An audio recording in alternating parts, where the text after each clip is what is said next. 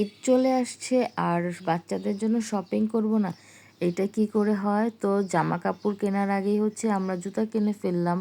আসসালামু আলাইকুম, আপনারা সবাই কেমন আছেন? তো দেখতে দেখতে তো রমজান একদম চলেই যাচ্ছে। তো সেহরি খেয়ে অনেকক্ষণ ঘুমিয়েছিলাম, দেন সকালবেলা ঘুম থেকে উঠেই হচ্ছে আমার রান্না বান্নার কাজ শুরু। তো আমি হচ্ছে আজ রুই মাছ রান্না করব। তো প্রতিদিন মাংস খেতে একদমই ভালো লাগে না, তো ভাবলাম একটু ডিফারেন্ট ওয়েতে কিছু রান্না করা যাক। তো আমি হচ্ছে মাছটা একদম কড়া করে ভেজে দেন রান্না করব। তো এখন হচ্ছে আমি একটু হলুদ মরিচ লবণ মিশিয়ে নিলাম, দেন হচ্ছে মাছটাকে আমি একটু সুন্দর করে একদম লাল লাল করে ভেজে নিব। তো দেন আজ হচ্ছে আমি মাছটা মূলা আলু আর টমেটো দিয়ে রান্না করব।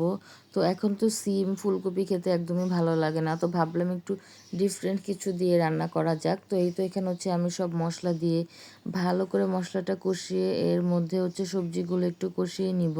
আর মূলাগুলো দেখতে এত সুন্দর ছিল, একদম কচি ছিল, তো এই কারণে হচ্ছে ভাবলাম মূলা দিয়ে রান্না করা যাক।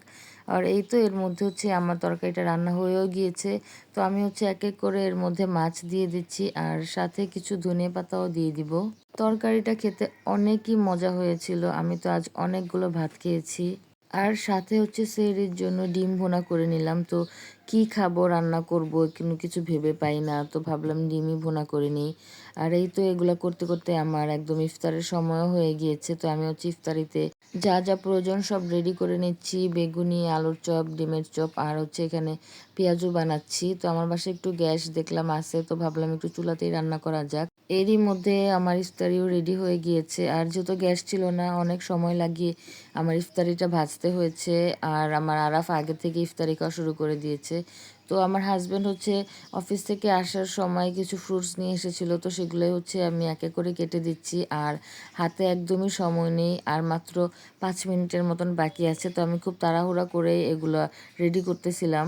2000 years later. আলহামদুলিল্লাহ ইফতারি করে দেন আমরা তাড়াতাড়ি করে চলে এলাম জুতা কেনার জন্য। আর আমাদের হাজারীবাগে এখানে হচ্ছে চামড়ার জুতাগুলো খুবই সুন্দর কালেকশন পাওয়া যায়। তো এর আগের বছরও আমরা এখান থেকেই আমার ছেলেদের জুতা কিনেছি, তো ভাবলাম এই বছরও কেনা যাক। তো এখন হচ্ছে আমরা জুতার একটা শপে চলে এলাম। তো এখন যে জুতাগুলো বের হয়েছে চেলসি, তো বাচ্চা মানুষ এগুলো দেখেই কেনার জন্য পাগল হয়ে গিয়েছে। তো এই জুতাটা হচ্ছে ওর পাপা আগে কিনেছিল, তো এটা দেখে আমার আয়াতো বলছিল যে এরকম একটা জুতা কিনবে। তো তার কথা মতন তার জন্য এরকম জুতা কেনার জন্য চলে এসেছি। আর এই তো জুতা এসে দেখে পছন্দও করে ফেলেছে। তো দেন এখানে আমার হাজব্যান্ডও পছন্দ করতেছে যে কোন জুতাটা তার অফিসের জন্য ভালো হয়। আর হাজারীবাগের এই লেদারের জুতাগুলোর কালেকশন খুবই সুন্দর ছিল। তো দেন আমার জন্য জুতা দেখতেছিলাম, আমাকে বারবার বলতেছিল তুমিও এখান থেকে একটা নিয়ে নাও।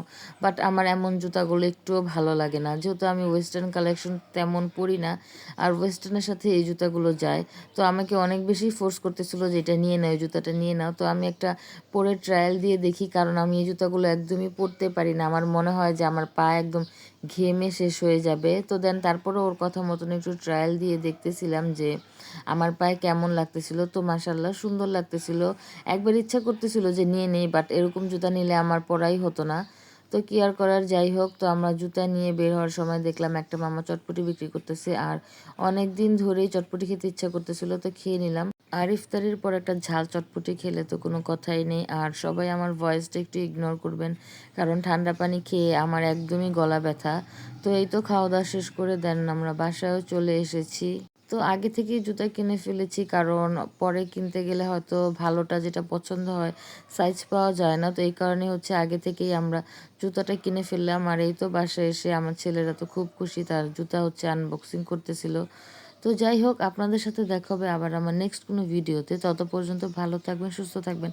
আল্লাহ হাফেজ।